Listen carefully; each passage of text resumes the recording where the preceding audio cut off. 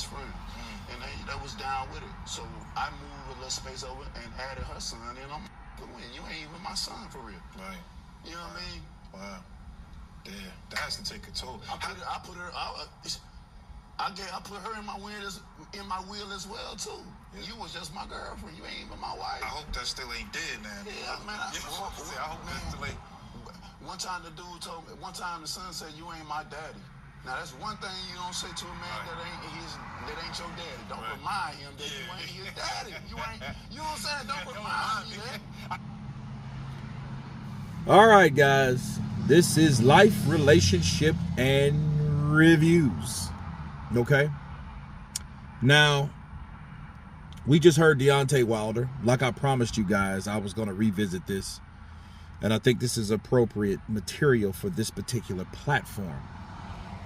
And Wilder was explaining, which this has been out a few days now, that his ex-girlfriend and his son, the son of his ex-girlfriend, he helped raise. And he put them in a will. He put them both in a will. And the son, or his ex's son, informed him that he ain't his daddy. Made it known that he ain't his daddy. You ain't my daddy. Right? And, of course, he felt some type of way about that, and they broke up, and, and I guess, at this point, he took him off the will. I think that's the most important thing at this point. Now, here's my thing. Here's my review on Wilder doing what Wilder did. I know Wilder, first of all, loved that woman. You know what I mean? He had to. He had to love that woman to put her in the will, along with 7 other kids, and on top of another child that wasn't his, right? But he has another kid with her as well. But he had to love that kid. He had to, accept that kid and grow love for that kid, and then for that kid to turn around. It is some stuff you say like, damn, that's jacked up. But then let's really review that. That's, to me, a reason why you shouldn't let yourself be that naive. You let your feelings make you that naive, right? By doing something that drastic when you haven't even married this woman yet. And that had to be a reason why she didn't want to marry him, or they didn't get married. You know what I mean? That was my fiance. Okay, well, she was your fiance for a long time. That's always a red flag. When someone can stay a fiance for a while instead of just jumping the broom, meaning getting married, that's a red flag.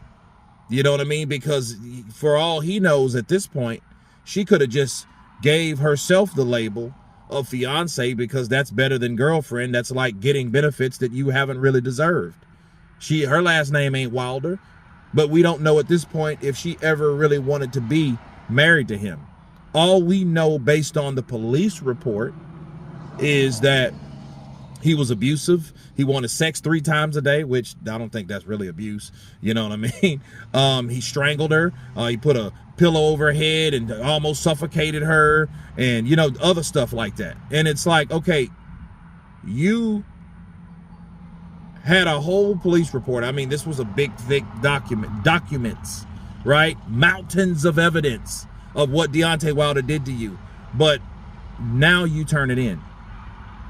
You turn it in now, but why didn't you turn it in then? The second somebody put a pillow over your head to suffocate you, why the fuck didn't you get up and leave at that point?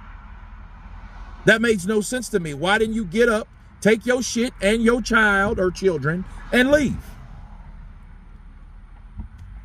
You know what I mean? So so the questions like that you think about when you see people playing victim. And Wilder, he should have knew better. Like, yo, don't fall for every pretty face. Like they say, never trust a big button to smile. That girl is, huh? So what? Like, here's the thing. For him to now tell it all and explain what happened, he has to take some type of he has to take some type of responsibility for that. You're at fault at some point because nobody told you to do that shit. You know what I mean? The only people that were benefiting is people that really are not related to you. That boy ain't related to you, and she ain't related to you either. You just had a child with her. The only person that should have been on that wheel is your child from her, because that's your child. You know what I mean? Nobody else. You're trying to bring all these people in and then get mad because they're not who they say they were, but you didn't have any business doing that anyway because she hadn't showed you that she was actually wife material by actually marrying your ass. She just was like, oh, I'm fiance. And you know what that means? Fiance means I just got a ring. That's all that means. An engagement ring. That's what that means. You got an extra ring that cost a shitload of money that he gave you. You see what I mean? So you're just getting a ring without the benefits, or not, I can't say the benefits because she got the benefits, but the responsibilities of being a wife. You see what I mean? And if she was cheating like that, if she was stealing money, she was no good from the get-go. And he just felt played. But I will give Wilder credit for this. At least he's telling it all now. At least he's not holding anything back. And obviously, he hasn't stopped, because had she pressed legal action, it would have been, what is it? They would have sent him papers to tell him to shut up. Cease and desist papers, right? So we had none of those come out. So obviously what he's saying holds some weight because there's no resistance coming back from the other side. You don't have Telly saying, nah, this ain't what happened. Let me tell you what really happened. You know what I mean? Because this is more like a Tyrese Gibson type of situation. The only difference was, Tyrese Gibson's wife just didn't want to be married. She was at least married to Tyrese. Telly Swift wasn't. But why would you if you really didn't love someone and he already had you on his will or her will? But you guys tell me what you think of this review concerning Deontay Wilder. Until then, we'll see you on the next one.